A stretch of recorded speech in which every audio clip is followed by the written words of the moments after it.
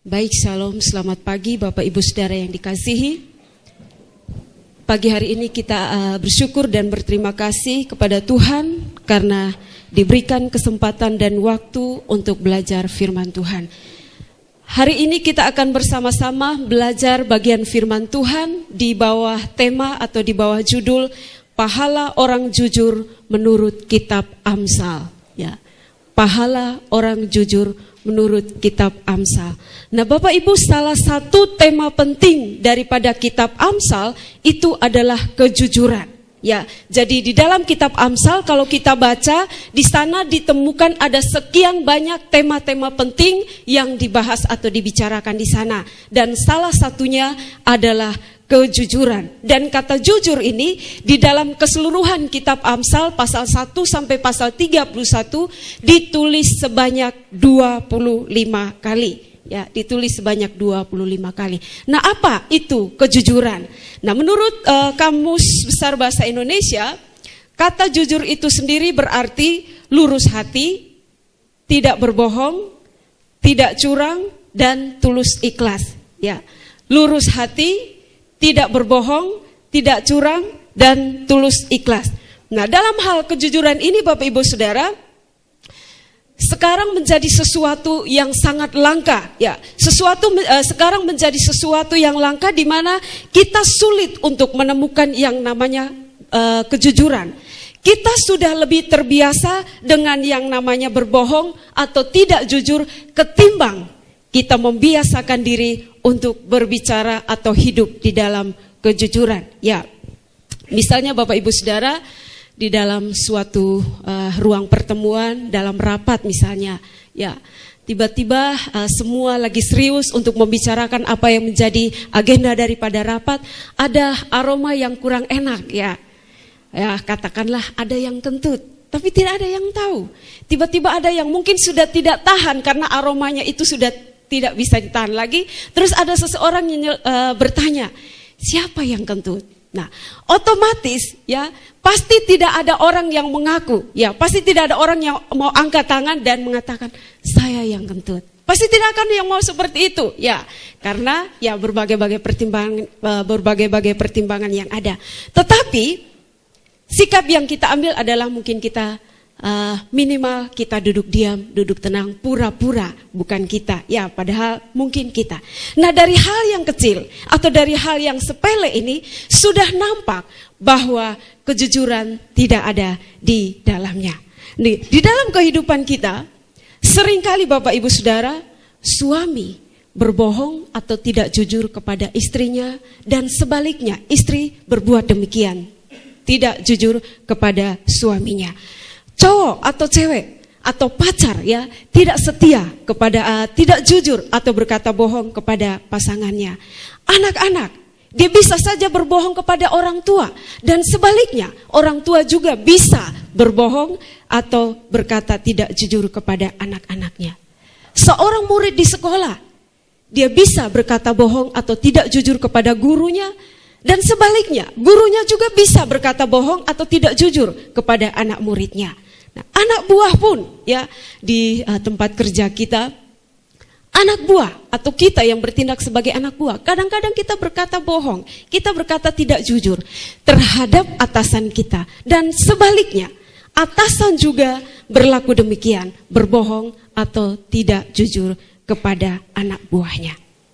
Dan jemaat juga bisa berbohong atau tidak jujur kepada gembalanya, kepada pendetanya, dan sebaliknya. Ya, sebaliknya dalam tanda petik, ada pendeta-pendeta atau gembala-gembala juga yang berbohong atau tidak jujur kepada jemaatnya. Nah, ada lagi Bapak Ibu Saudara, manusia dia bisa berbohong atau tidak jujur kepada Tuhan, tapi tidak ada sebaliknya. Ya, Tuhan tidak bisa berbohong kepada manusia karena Tuhan itu jujur adanya. Jadi Bapak Ibu kita lihat bahwa di dalam seluruh aspek kehidupan kita yang sering kita temukan, yang sering kita lakukan adalah kita berbohong, kita berkata-kata tidak jujur dan kita bertindak tidak jujur di dalam semuanya itu. Nah, Bapak Ibu Saudara, ada yang kadangkala kita berbohong atau kita berkata tidak jujur demi kebaikan atau keuntungan kita. Ya, mungkin ada unsur kepentingan di dalamnya sehingga ditanya kita tidak mau berkata jujur atau kita berbohong. Tetapi ada juga kita berbohong karena kita lebih menjaga perasaan orang. Ya, kita lebih menjaga perasaan orang daripada kita berkata jujur. Ya, misalnya kita lebih menyetujui omongan orang yang sebenarnya salah atau sesat hanya demi menjaga perasaannya. Ya, hanya demi bicara, nanti dia bilang apa. Ya, kadang-kadang seperti nanti orang bilang apa. Sudah biar, tenang-tenang saja, seperti itu. Nah, kalau suami atau istri, ya misalkan dalam suatu ketika ada sepasang suami istri, mereka hidupnya ini awal-awal mereka berumah tangga itu mereka saling mengasihi, saling mencintai, saling membagi kasih dan perhatiannya. Tapi lama-kelamaan Bapak Ibu Saudara, sang suami ini mulai bertindak kekerasan. Ya, mungkin dia suka pukul istrinya dan lain sebagainya, suka marah-marah. Hingga suatu ketika ya dia bertanya kepada istrinya, "Mamai, lu masih cinta beta usone?" Karena dia tahu di dalam dia punya hati sang suami ini bahwa hari-hari dia kerja hanya pukupaka ini dia punya istri. Ya, dia bilang, "Mama, lu masih cinta beta usone?" Istrinya di dalam hati ya ada dongkol, dia diam, dia tenang. Beta mau jawab ke mana? Ya, suami tanya lagi, "Mama, lu masih cinta beta usone?" Karena istrinya masih tenang. Dia pun suami bilang begini, kalau begitu be pakai kata-kata yang paling mujarab. Ya, dia pinjam kata-kata dari Sami Krispati. Dia nyanyi Semi Krispati. Ya, minta maaf. Jujurlah padaku bila kau tak lagi cinta. Ya, dan seterusnya. Ya, mungkin dia karena dia menunggu istrinya tidak menjawab. Ya, dia pinjam kata-kata dari Semi itu dan dia ungkapkan menanyakan kepada istrinya. Dan istrinya kalau menjawab beta sone cinta lu, pasti ini tangan melayang, kaki melayang. Jadi istrinya juga balas jawaban suaminya itu, beta masih cinta lu. Aku masih seperti yang dulu. Ya, karena suaminya tanya dengan nyanyi, ya dia balas juga seperti itu. Ya, Bapak Ibu Saudara. Jadi dia lebih menjaga perasaan suaminya dan menjaga keselamatan dirinya daripada dia berkata jujur. Lebih baik dia berkata bohong, lebih baik dia tidak jujur kepada suaminya. Dan bahkan Bapak Ibu Saudara yang terkasih, kadang-kadang kebohongan atau ketidakjujuran itu dirasa sebagai sesuatu yang penting bagi kesopan santunan. Ya, contohnya saya minta maaf untuk Pak Tri dan mungkin untuk Bapak Ibu jemaat yang orang berasal dari daerah Jawa. Ya, ini berdasarkan pengalaman karena saya juga pernah tinggal di Jawa ya Bapak Ibu Saudara. Di Jawa itu kalau kita bertamu ke rumah tetangga atau ke rumah orang ya Bapak Ibu Saudara, kita bertamu di sana dan rumah yang kita datangi itu menyediakan teh atau hidangan bagi kita. Menurut mereka ya sangatlah tidak sopan ketika kita ditawari untuk makan atau minum, ditawari hanya satu kali saja. Monggo mas disambi, monggo mas diminum, ya seperti itu. Sangat tidak sopan kalau ketika tawaran pertama kita ambil dan kita minum atau kita makan. Tetapi ya, yang sangat sopan adalah kita tunggu tawaran kedua, tawaran ketiga. Nah, kalau tawaran kedua, tawaran ketiga datang, langsung saja disikat, jangan tunggu-tunggu ya. Jangan menyesal kemudian tidak ada guna. Nah, ini Bapak Ibu Saudara. Jadi kejujuran, sebenarnya kita mau ketika ditawar pertama sebenarnya kita mau. Tapi tunggu dulu, ya budayanya berbeda, tradisinya berbeda. Jadi seperti itu, ya itu berdasarkan pengalaman yang ada.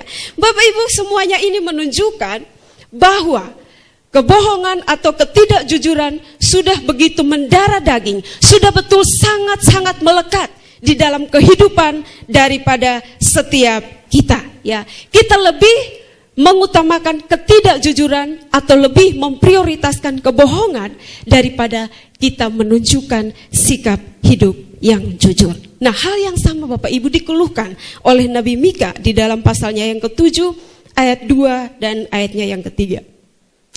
Orang saleh sudah hilang dari negeri dan tiada lagi orang jujur di antara manusia. Mereka semuanya mengincar darah, yang seorang mencoba menangkap yang lain dengan jaring. Tangan mereka sudah cekatan berbuat jahat, pemuka menuntut, hakim dapat disuap, pembesar memberi putusan kehendaknya, dan hukum mereka putar balikan. Tidak ada lagi dalam zaman pelayanannya Nabi Mika, tidak ada lagi yang namanya kejujuran. Orang saleh sudah tidak ada lagi, ya. Itulah yang dikeluhkan oleh Nabi Mika. Dan juga orang-orang yang notabene percaya, mengatakan bahwa mereka adalah orang-orang yang percaya kepada Allah. Mereka juga sudah hidup tidak dalam kejujuran lagi. Bahkan Raja Daud juga, ya, ketika dia melihat bahwa orang-orang di sekitarnya, orang-orang yang sudah percaya kepada Allah juga berlaku hidup demikian, tidak jujur di dalam menjalani kehidupannya. Sehingga dalam doanya di dalam pasal 12 ayat 23 dari kitab Mazmur, Daud berkata, "Tolonglah kiranya Tuhan, sebab orang saleh telah habis lenyap.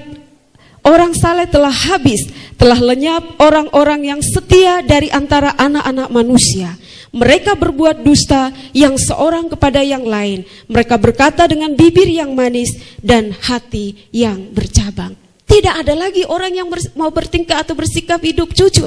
Tidak ada lagi orang yang mau berkata jujur atau berkata apa adanya dengan tulus ikhlas. Nah, Bapak Ibu Saudara yang terkasih, apa yang sebenarnya terjadi pada zaman pelayanan Nabi Mika?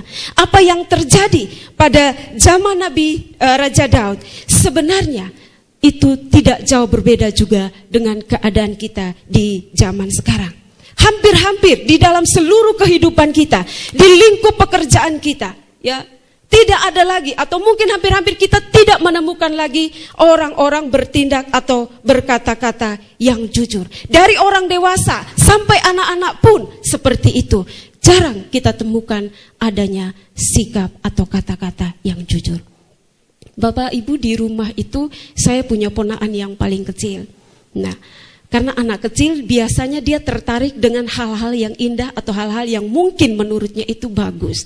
Nah, ponakan ini Bapak Ibu, dia karena suka coret-coret, masih umur 3 tahun, suka tulis-tulis. Jadi kalau masuk di kamar saya itu, kalau dia lihat ada ballpoint yang ada gambar-gambar menarik, atau pensil, atau buku, atau apa saja, pasti dia akan ambil. Tapi dia tidak akan memberitahukan, ya. Masuk, dia ambil diam-diam, setelah itu dia keluar perlahan-lahan. Dalam waktu beberapa detik dia sudah menghilang dari kamar. Nah, itu tanda bahwa dia sedang mengambil sesuatu.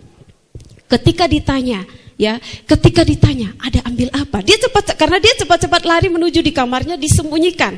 Kadang-kadang dia sembunyi di bawah bantal, kadang dia sembunyi di bawah spray, atau kadang dia sembunyi di dalam lemari bajunya, ya, karena lemarinya pendek atau kecil. Ditanya, ya, kamu ambil apa dari kamar? Sonde, ya, karena namanya Solideo tapi sudah sering dipanggil Nona. Nona Sonde ambil apa-apa, dengan ekspresinya yang meyakinkan bahwa dia tidak ambil apa-apa. Tetapi ketika coba masuk di kamar, lihat tempat-tempat dia menyembunyikan barang-barang, angkat bantalnya, ada di situ, buka lemarinya, ada di situ, ya. Jadi kita lihat bahwa anak yang masih kecil saja sudah bisa berbohong. Nah, ini berarti, ya, ini berarti bahwa kita sudah jarang atau susah untuk menemukan yang namanya kejujuran. Karena itu Bapak Ibu Saudara, sangat penting kita untuk belajar yang namanya hidup jujur atau berkata-kata dalam kejujuran. Nah, seperti yang sudah saya katakan tadi bahwa kitab Amsal ini dia menekankan tentang masalah kejujuran, ya. Dia menekankan tentang masalah kejujuran, dan salah satu pesan dari kitab Amsal adalah supaya setiap orang berkata-kata dan bertindak dengan jujur. Ya, jadi tema besarnya adalah kejujuran. Oleh karena itu yang hendak dipesankan atau disampaikan atau ditekankan oleh Amsal bagi kita adalah bahwa hendaklah semua orang berkata-kata jujur, hendaklah semua orang bertindak jujur. Mari kita lihat Amsal 23 ayatnya yang ke-16. Jiwaku bersukaria kalau bibirmu mengatakan yang jujur, ya. jiwaku bersukaria kalau engkau mengatakan yang jujur. Jadi Amsal senang, ya. Bahkan mungkin kita juga senang kalau orang berkata-kata yang jujur kepada kita. Nah, selanjutnya Bapak Ibu, kitab Amsal ini akhirnya dia memperkenalkan kepada kita sejumlah hal yang menjadi keuntungan, sejumlah hal yang menjadi pahala daripada hidup jujur itu. Dan hari ini kita akan mempelajari hal ini agar ketika kita melihat akan semua itu, apa saja yang akan diajarkan oleh kitab Amsal, kita boleh mengambil keputusan untuk hidup jujur dan kita berkata-kata dalam kejujuran. Nah, pahala-pahala apa saja yang diajarkan atau yang ditunjukkan kitab Amsal bagi orang-orang yang berlaku jujur? Yang pertama, pahala yang pertama dari orang-orang yang hidup jujur adalah dia akan dekat dan dikasihi Tuhan. Ini pahala yang pertama. Ini keuntungan yang pertama yang dinyatakan oleh Amsal, bahwa ketika kita hidup jujur, ketika kita bertindak jujur atau berkata-kata yang jujur, maka kita akan dekat dan dikasihi oleh Tuhan. Amsal 3 ayat 32.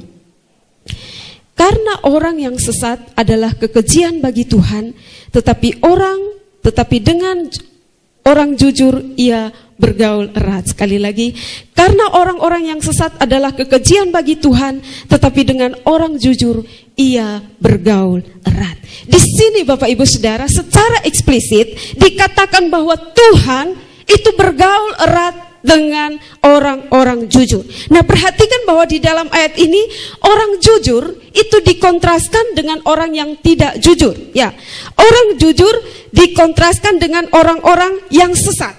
Ya, orang yang sesat itu Bapak Ibu Saudara bisa diartikan bahwa mereka itu adalah orang-orang yang menyimpang dari firman Tuhan. Orang sesat itu bisa dikaitkan atau bisa diartikan mereka itu adalah orang-orang yang hidupnya tidak taat kepada Tuhan atau yang berbuat jahat.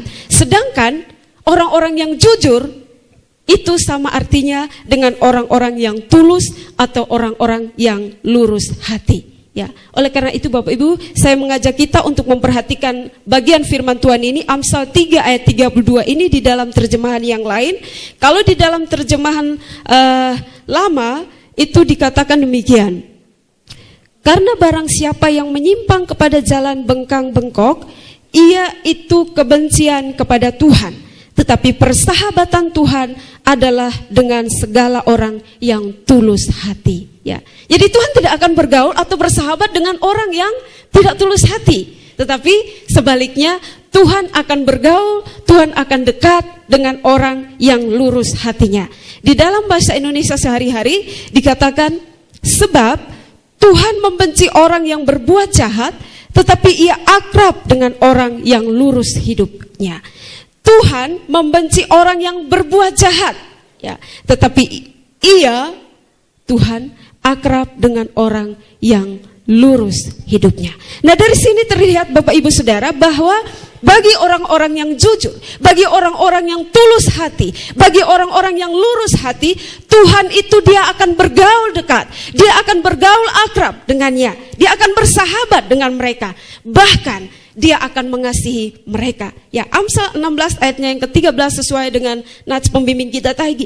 Bibir yang benar dikenan raja, dan orang yang berbicara jujur dikasihinya.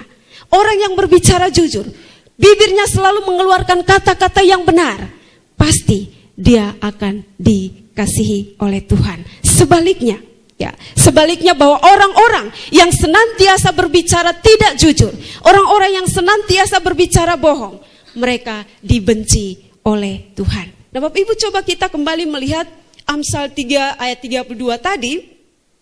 Kita coba lihat di dalam terjemahan lama, ya, terjemahan lama dari Amsal 3 ayatnya yang ke-32. Di sana dikatakan, karena barang siapa yang menyimpang kepada jalan bengkang-bengkok, ia itu kebencian kepada Tuhan. ia itu kebencian kepada Tuhan. Tetapi persahabatan Tuhan adalah dengan segala orang yang tulus hatinya. Jadi dia tidak suka, Tuhan itu benci, ya. Tuhan tidak suka orang yang tidak lurus hatinya atau yang bengkok hatinya. Kalau dalam terjemahan bahasa Indonesia sehari-hari dia berbunyi demikian lagi. Sebab Tuhan membenci, ya, katanya tepat sekali. Tuhan membenci orang yang berbuat jahat, tetapi ia akrab dengan orang yang lurus hatinya, hidupnya. Nah, Bapak Ibu, kita melihat perbandingan yang sangat nyata, yang sangat jelas, bahwa orang-orang yang hidup jujur, orang-orang yang berkata jujur akan dikasihi oleh Tuhan. Tapi sebaliknya, orang-orang yang biasa hidup tidak jujur, berkata-kata tidak jujur, dia tidak disukai Tuhan atau dia dibenci oleh Tuhan. Kita bandingkan dengan Amsal 15 ayatnya yang ke-29. Di sana dikatakan, Tuhan itu jauh daripada orang fasik. Ya, Tuhan itu jauh daripada orang fasik. Ketika kita berlaku hidup jujur, ya, Tuhan akan dekat dengan kita. Tuhan akan bergaul akrab dengan kita. Tuhan akan menjadikan kita sebagai sahabat. Tetapi sebaliknya, ketika kita hidup tidak jujur, ketika kita berkata-kata tidak jujur, maka Tuhan tidak akan dekat dengan kita. Yang ada adalah Dia menjauh daripada kita. Bapak Ibu Saudara, kita bisa temukan ada beberapa tokoh yang memiliki kehidupan yang baik, ya, yang jujur di hadapan Tuhan, dan akhirnya dikatakan bahwa Tuhan bergaul akrab, bergaul dekat dengan mereka. Kita lihat contohnya dalam kehidupan Nabi Nuh, Kejadian pasal 6 ayatnya yang ke-9. Inilah riwayat Nuh. Nuh adalah seorang yang benar dan tidak bercela di antara orang-orang sezamannya. Dan Nuh itu hidup bergaul dengan Allah. Ya. Nuh hidup bergaul dengan Allah. Nuh hidup akrab dengan Allah. Nuh hidup dekat dengan Allah. Nuh hidup takut kepada Allah. Oleh karena itu, ya, Allah mau hidup bergaul juga dengan Nuh. Karena apa? Kehidupan Nuh itu jujur. Kehidupan Nuh itu benar. Nah, Bapak Ibu Saudara, perlu diketahui atau perlu kita mengerti bahwa hal kedekatan atau keakraban atau menjadi sahabat dengan Tuhan di dalam ayat-ayat yang sudah kita bacakan tadi, itu dikaitkan dengan sebenarnya Allah mau pengungkapan rahasia yang ingin Allah sampaikan kepada orang-orang dekat tersebut. Jadi ketika kita bergaul akrab dengan Tuhan, ketika kita bergaul dekat dengan Tuhan, Allah ingin mengungkapkan atau menyingkapkan ada rahasia-rahasia kepada orang tersebut. Ya, mari kita coba lihat terjemahan Amsal 3 ayat 32 itu, kita lihat di dalam terjemahan lain King James. Di sana dia menggunakan kata-kata seperti berikut. Rahasianya adalah dengan orang benar. Ya, kita lihat sekalian dalam draft di sana, rahasia Allah ada kepadamu orang yang berhati betul. Rahasia Allah ada kepadamu orang yang berhati betul. Nah, dengan kata lain Bapak Ibu, maksud daripada ayat-ayat ini adalah bahwa ketika kita hidup dekat dengan Allah, ketika kita hidup bergaul akrab dengan Allah, maka sebenarnya ada suatu rahasia yang awalnya tidak kita mengerti, yang awalnya tidak kita pahami, yang hendak disampaikan atau dinyatakan Allah bagi kita. Dan pasti Bapak Ibu Saudara, kita yang berlaku hidup jujur, kita pasti mengalami secara pribadi. Ketika kita berkata-kata jujur, ketika kita hidup jujur sesuai dengan firman Allah, maka ada rahasia-rahasia yang awalnya ketika kita belum tahu, ketika kita hidup di dalam Tuhan, kita mengerti dan kita memahami. Nah, rahasia Allah ini Bapak Ibu Saudara akan diberikan kepada orang-orang tersebut. Nah, dalam kehidupan kita pun kadang-kadang masing-masing kita punya rahasia, ya. Ada rahasia pribadi dan rahasia umum. Nah, rahasia pribadi ini kita tidak akan ceritakan kepada semua orang, ya. Kita akan ceritakan kepada orang yang menurut kita dia itu orang yang bisa dipercaya. Oh, ketika saya menceritakan masalah pribadi saya ini yang adalah rahasia, tidak boleh diketahui oleh siapa-siapa. Kalau saya ceritakan kepada dia, dia pasti tidak akan memperpanjang lebarkan kepada orang lain. Dia tidak akan perkenalkan lagi kepada orang lain. Ya, kita pun kadang-kadang demikian seperti itu. Nah, Allah ketika dia melihat, ketika dia dapati ada orang-orang yang hidupnya jujur, ya, maka dia akan bergaul akrab dengannya dan dia akan menyampaikan rahasia-rahasia kepada orang tersebut. Nah, apa sih maksudnya rahasia Tuhan yang hendak disampaikan olehnya ketika kita hidup dekat atau bergaul akrab dengannya? Rahasia yang dimaksud adalah firman Tuhan. Ya, dengan demikian Bapak Ibu Saudara, dari seluruh ayat ini mau memberikan penjelasan atau pengertian kepada kita bahwa Tuhan membenci orang-orang yang hidupnya tidak jujur. Tuhan membenci orang-orang yang senantiasa berkata-kata tidak jujur. Ya, tetapi Dia mengasihi orang-orang yang hidupnya jujur, orang-orang yang senantiasa berkata-kata jujur. Dan Dia akan menyingkapkan, Dia akan menyatakan seluruh rahasia-rahasia kebenaran daripada firman Tuhan kepada orang tersebut. Ya, ambil contohlah, misalkan kita ini orang yang sangat dekat dengan presiden kita Bapak SBY. Ya, kita sangat dekat. Pokoknya kita sudah, ya katakanlah sahabat sejati. Ya. Apa yang diceritakan oleh dia kepada saya sebagai hal yang sangat rahasia tidak boleh saya ceritakan. Nah, ketika kita sudah hidup sangat dekat dengan dia, ya, pada suatu waktu Bapak SBY ini menceritakan kepada kita, ya, rahasia-rahasia hal-hal apa dalam pemerintahannya atau dalam kenegaraannya yang tidak diketahui oleh banyak orang. Termasuk mungkin ajudannya juga tidak tahu. Dia menyampaikan atau menceritakan kepada kita rahasia kenegaraan. Nah, ketika kita mendengar itu, pasti kita sangat senang. Kita sangat bersuka cita atau kita berbahagia. Karena apa? Saya orang yang dipercaya dan saya diceritakan tentang rahasia kenegaraan. Nah, demikian juga dengan orang-orang yang tadi dikatakan hidup bergaul erat atau akrab dengan Allah. Allah akan menyatakan atau Allah akan menyampaikan rahasia kebenaran yang terselubung bagi orang itu. Dan ketika kita menerima, ketika kita menemukan rahasia kebenaran yang sudah Allah nyatakan bagi kita, pasti kita sangat senang. Ya, ketika masing-masing kita belum kenal Kristus, ketika kita belum tahu bahwa Yesus itu adalah satu-satunya juru selamat, ya, pasti kita hidup apa adanya. Tetapi ketika kita mengambil keputusan untuk percaya Tuhan, terima Dia menjadi Tuhan dan juru selamat secara pribadi, maka ada sekian banyak rahasia, kebenaran, kehidupan yang berhubungan dengan kehidupan kekal Allah nyatakan di dalam kehidupan kita. Matthew Henry berkata demikian, dengan orang-orang benarlah ia bergaul erat. Mereka adalah orang-orang kesayangannya. Dia bergaul erat dengan mereka melalui persekutuan yang tidak diketahui dunia ini. Dan dalam persekutuan itulah mereka memiliki sukacita yang tidak dirasakan oleh orang lain. Dan dia menyampaikan tanda-tanda kasihnya kepada mereka. Mereka mengenal pikirannya lebih daripada yang diketahui oleh orang lain. Ya, kata-kata dari Henry ini sangatlah benar, bahwa ketika kita dekat dengan Tuhan, ya, ada sukacita tersendiri yang tidak dialami, yang tidak dimiliki, yang tidak dinikmati oleh orang lain. Hanya kita saja yang mengetahui. Nah, inilah pahala, inilah keuntungan dari orang-orang yang jujur. Apabila kita adalah orang yang jujur, maka kita akan dikasihi oleh Tuhan. Kita akan hidup dekat dengan Tuhan dan kita akan semakin mengerti apa yang menjadi kehendak Tuhan dalam kehidupan kita. Kita akan semakin mengerti dan memahami akan firman Tuhan.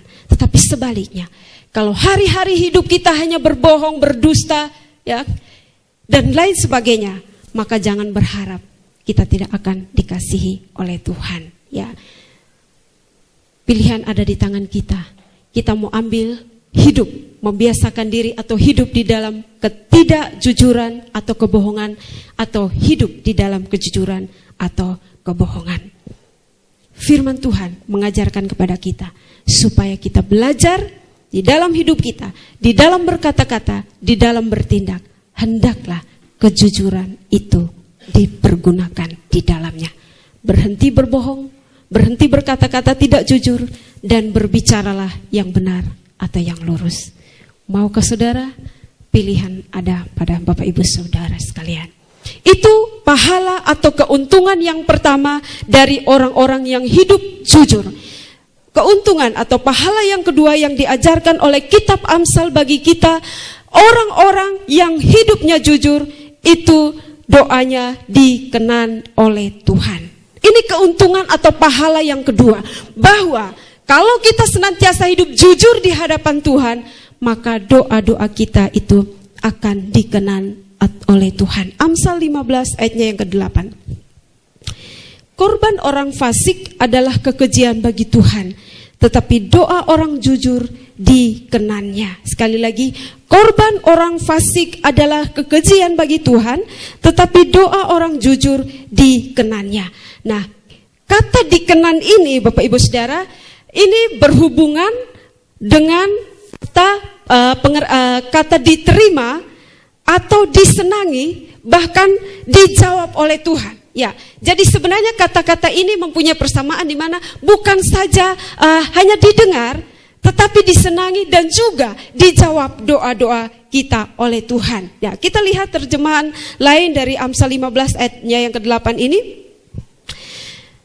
Doa-doa dari mereka yang berjalan dalam kejujuran akan diterima olehnya. Doa-doa orang yang berjalan dalam kejujuran akan diterimanya. Terjemahan lain lagi berkata demikian. Dia bergembira, Allah Tuhan bergembira mendengar doa-doa dari mereka yang hidup benar. Ya. Mereka yang hidup benar, doa-doanya didengar dan disenangi oleh Tuhan. Kita coba bandingkan dengan Amsal 2 ayatnya yang ke-7. Amsal 2 ayatnya yang ke-7, ia menyediakan pertolongan bagi orang yang jujur, menjadi perisai bagi orang yang tidak bercela lakunya.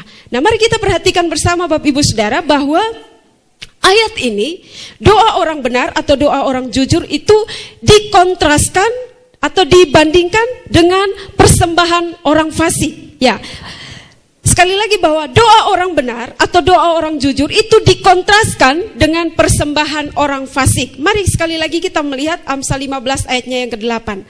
Kita lihat ada kata-kata yang digarisbawahi. Korban orang fasik ya adalah kekejian bagi Tuhan. Tetapi doa orang jujur dikenannya. Nah, korban atau persembahan itu adalah sesuatu yang diberikan, ya, adalah sesuatu yang diberikan, bukan sesuatu yang diminta kepada Tuhan. Jadi ketika kita membawa korban persembahan kita kepada Tuhan, kita berikan itu kepada Tuhan, tetapi tidak diminta oleh Tuhan, ya. Tetapi atau sedangkan doa adalah suatu permintaan dan bukan pemberian kepada Tuhan. Jadi doa itu adalah permohonan, permintaan kita kepada Tuhan, bukan kita memberi doa kepada Tuhan, tidak, ya. Tetapi di dalam doa itu ada unsur-unsur permohonan, ada unsur-unsur permintaan yang hendak kita sampaikan kepada Tuhan. Jadi di sini Bapak Ibu Saudara, kita melihat bahwa orang fasik dia tidak meminta apa-apa, ya. Orang fasik dia tidak meminta apa-apa dari Tuhan, tetapi dia memberi kepada Tuhan. Ya, kata-katanya itu. Dia memberikan korban kepada Tuhan. Sedangkan orang jujur atau orang benar, dia tidak memberi apa-apa kepada Tuhan. Ya, dia tidak memberi apa-apa kepada Tuhan, tetapi dia meminta kepada Tuhan. Ya, dia meminta kepada Tuhan. Coba kita lihat tabel yang ada ini. Kita melihat orang fasik dia memberi persembahan atau memberi korban kepada Tuhan. Tetapi Tuhan tidak menerimanya. Tuhan menolaknya. Ya, karena apa? Karena Tuhan tidak meminta. Yang berikutnya orang jujur, dia memberi kepada Tuhan, dia tidak memberi kepada Tuhan, tetapi dia meminta kepada Tuhan, ya. Orang jujur, dia tidak memberi kepada Tuhan, tetapi dia meminta kepada Tuhan. Nah, mengapa demikian?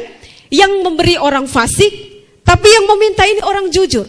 Yang memberi itu adalah orang yang tidak benar, tetapi orang yang benarlah yang menerima sesuatu daripada Tuhan.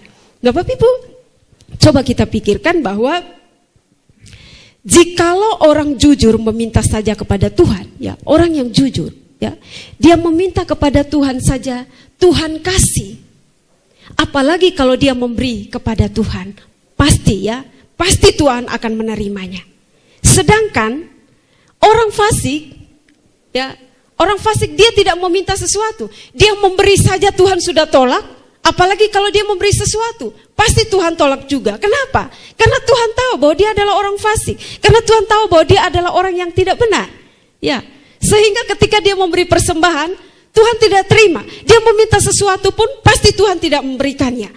Tetapi kalau orang benar, dia tidak.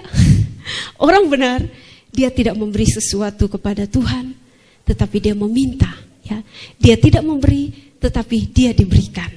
Ya, dia meminta dan pasti diberikan oleh Tuhan. Mari kita lihat komentar dari Matthew Henry. Allah memiliki kasih sedemikian besar bagi orang jujur yang meskipun tidak membayar sepeser pun untuk mempersembahkan korban. Ya, Tuhan sendiri telah menyediakan korban itu ya, jadi kita tidak perlu membayar.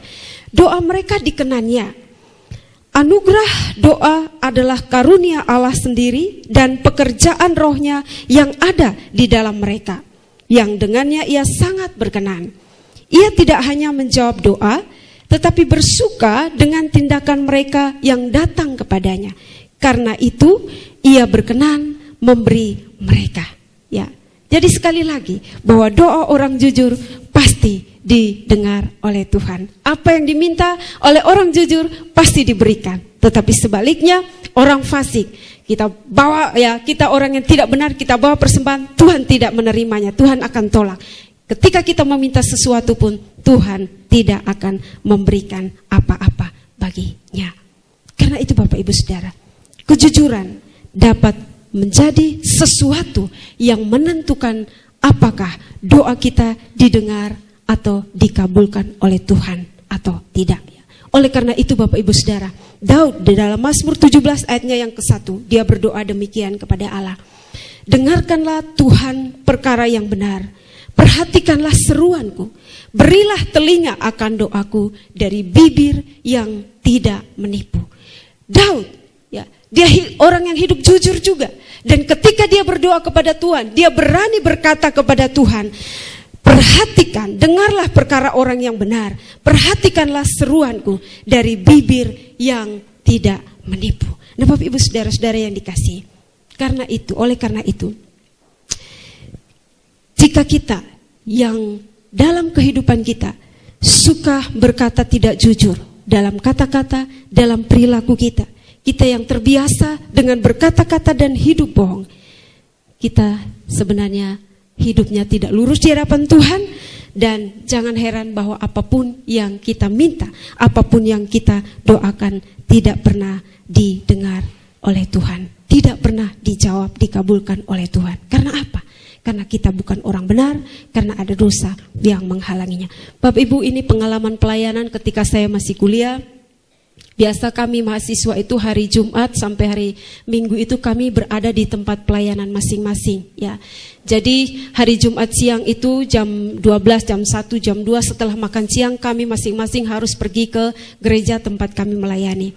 Nah suatu waktu kami berkunjung ke rumah jemaat pada hari Sabtu siang, ya, dan pulang itu sudah setengah 12, jam 12 seperti itu. Nah, dan di sana itu kami melewati masjid-masjid, ya.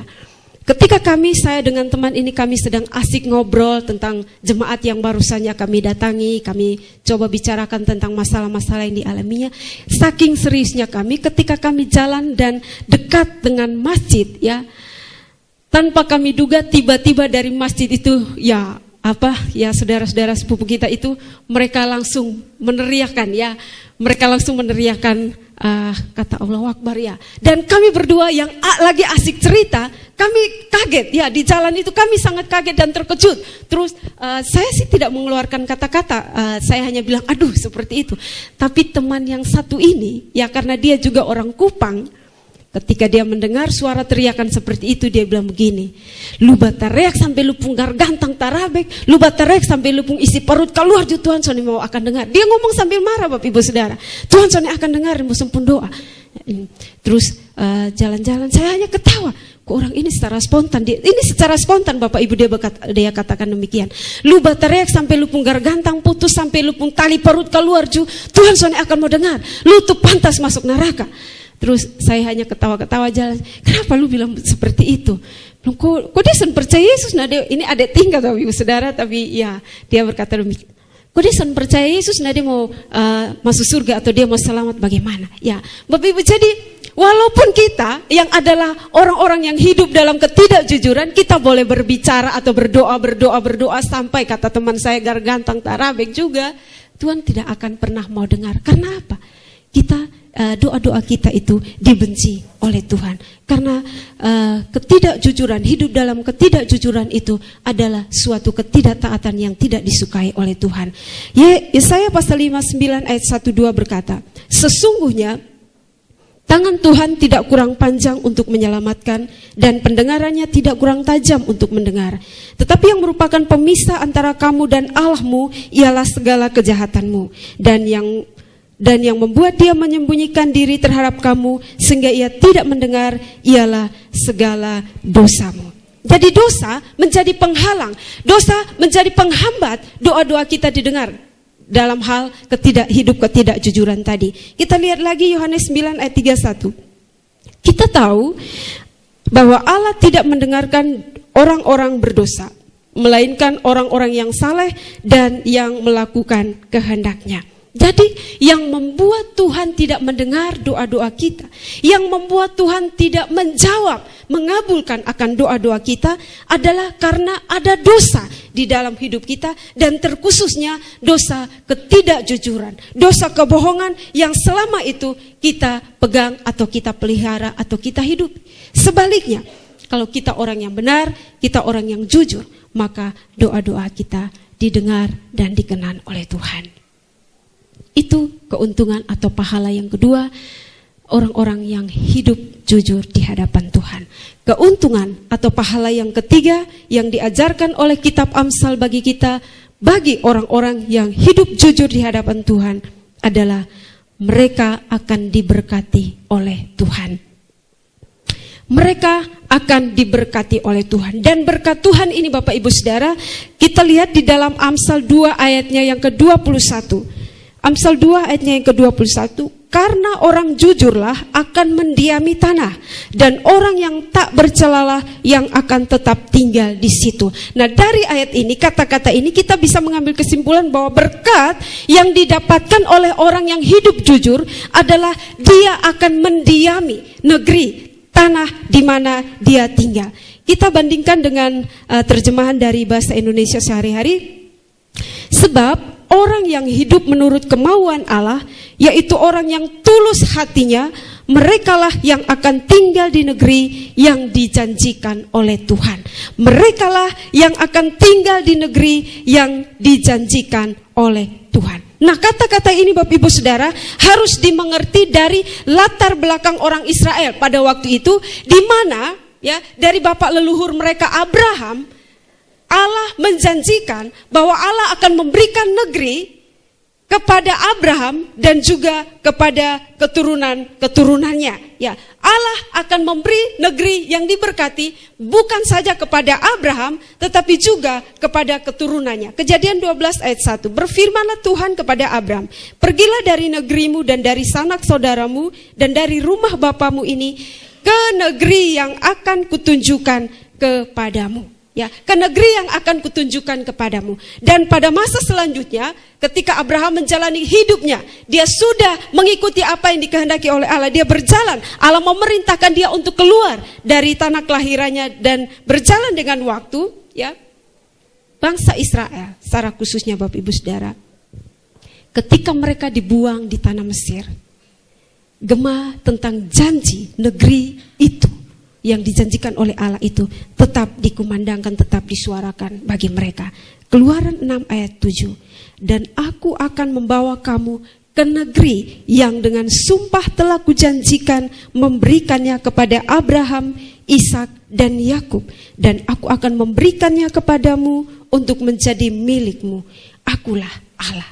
Nah, negeri yang dijanjikan ini Bapak Ibu Saudara digambarkan sebagai negeri yang makmur, sangat makmur, dan negeri yang sangat baik.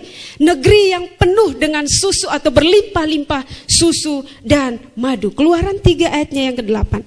Sebab itu, aku telah turun untuk melepaskan mereka dari tangan orang Mesir dan menuntun mereka keluar dari negeri itu ke suatu negeri yang baik dan luas, suatu negeri yang berlimpah-limpah susu dan madu.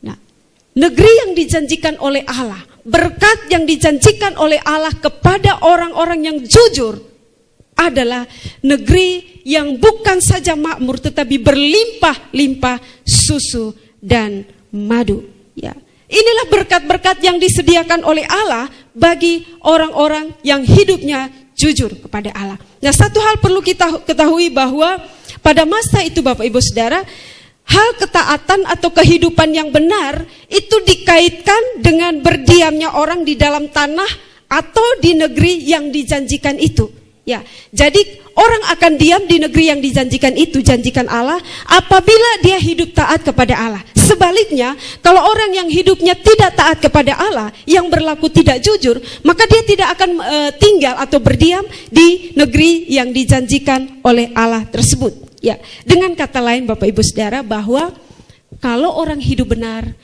janji, jaminan Allah itu akan menjadi bagiannya. Tetapi kalau orang hidup tidak benar, janji atau jaminan Allah itu tidak akan berlaku bagi dia. Bilangan 14 ayat 22 dan sampai 24. Semua orang yang telah melihat kemuliaanku dan tanda-tanda mujizat yang kuperbuat di Mesir dan di padang gurun, namun telah 10 kali mencobai aku dan tidak mau mendengarkan suaraku, pastilah tidak akan melihat negeri yang kujanjikan dengan bersumpah kepada nenek moyang mereka. Semua yang menista aku ini tidak akan melihatnya, tetapi hambaku Kaleb, karena lain jiwa yang ada padanya dan ia mengikut aku dengan sepenuhnya, akan kubawa masuk ke negeri yang telah dimasukinya itu dan keturunannya akan memilikinya. Ya, jadi janji yang sangat tepat yang diberikan oleh Allah kepada orang-orang baik yang tidak jujur maupun kepada orang-orang yang jujur. Nah, dalam terang ini Bapak Ibu Saudara, sekarang coba kita perhatikan teks daripada Amsal yang sudah kita bacakan tadi, Amsal 2 ayat 21 hingga ayatnya yang ke-22. Karena orang jujurlah akan mendiami tanah. Orang jujurlah akan mendiami tanah, dan orang yang tidak bercelalah yang akan tetap tinggal di situ. Tetapi orang fasik akan dipunahkan dari tanah itu, dan pengkhianat akan dibuang dari situ. Ya, para pengkhianat akan dibuang dari situ. Nah, kalau demikian Bapak Ibu Saudara, seperti yang sudah saya jelaskan tadi, bahwa kehidupan di negeri atau tanah yang dijanjikan oleh Allah itu adalah gambaran dari berkat Tuhan, adalah gambaran dari pahala yang disediakan oleh Allah atau oleh Tuhan bagi mereka. Maka boleh dikatakan bahwa orang-orang yang jujur itu akan hidup dalam berkat-berkat Tuhan. Sedangkan orang-orang yang tidak jujur tidak akan pernah hidup di dalam berkat-berkat Tuhan, atau dengan kata lain, hidupnya akan jauh dari berkat Tuhan. Nah, memang Bapak Ibu, konteks dalam perjanjian lama berkat itu bersifat jasmani, ya, sehingga tadi dikatakan bahwa negeri yang berlimpah-limpah susu dan madu.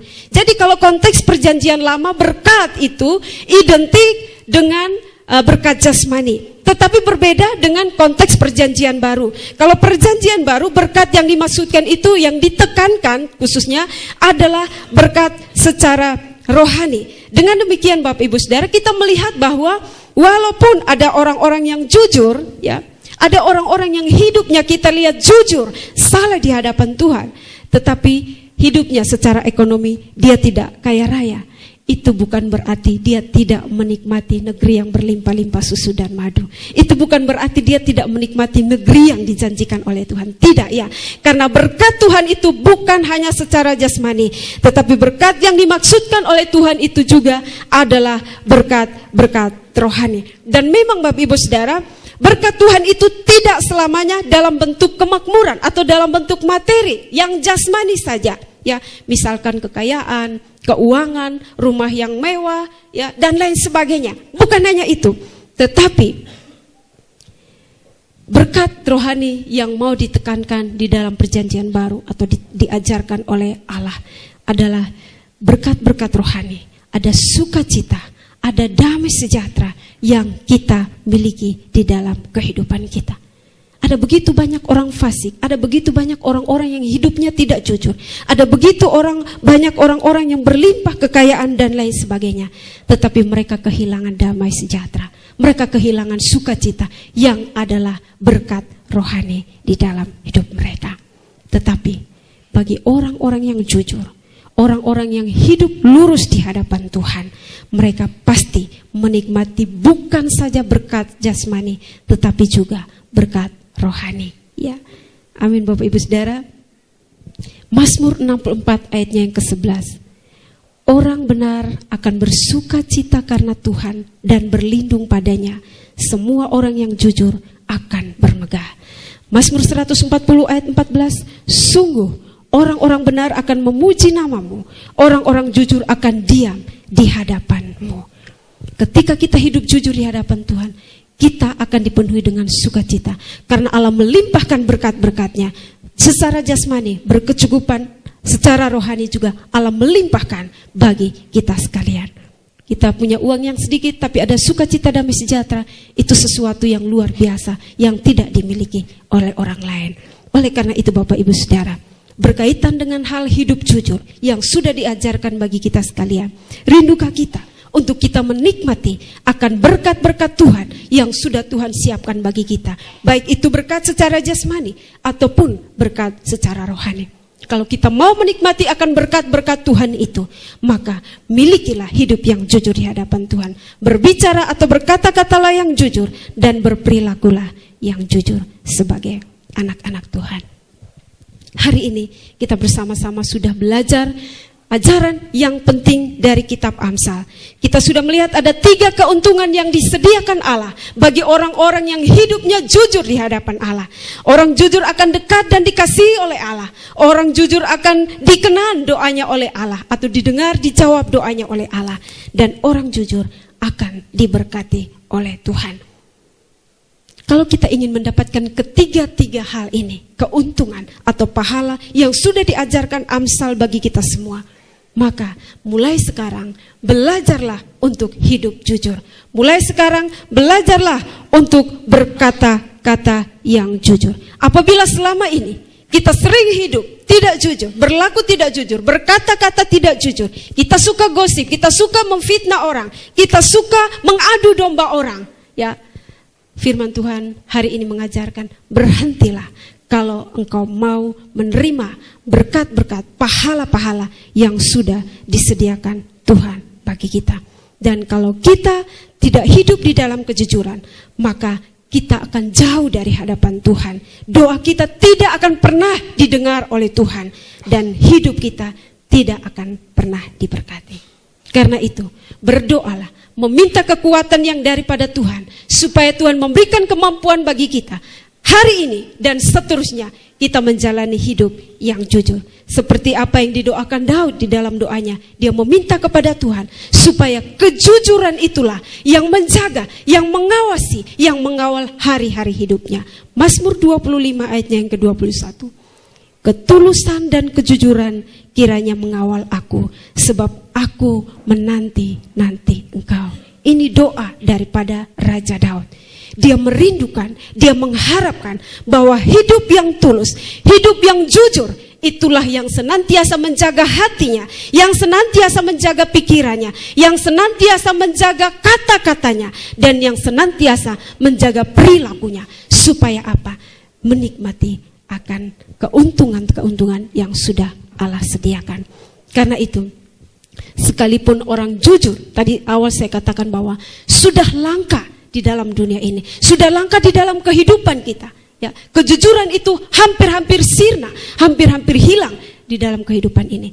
Jangan biarkan kejujuran itu sirna, tetapi kita yang mengerti firman Tuhan, kita yang hidup takut akan Tuhan, marilah kita pertahankan, karena kejujuran memiliki arti, memiliki nilai yang sangat penting. Ada sebuah kata-kata yang ingin saya bacakan bagi kita.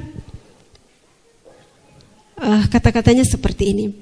Kejujuran adalah perhiasan jiwa yang lebih berharga daripada berlian. Ia hanyalah sebuah kata yang amat sederhana, namun di zaman sekarang menjadi sesuatu yang langka sehingga sulit ditemukan. Bagi kita yang ingin mempertahankan nilai kejujuran itu di dalam hidup kita sebagai orang-orang yang percaya, marilah belajar, milikilah hidup jujur di hadapan Tuhan. Amin. Mari masing-masing kita tundukkan kepala sejenak di hadapan Tuhan.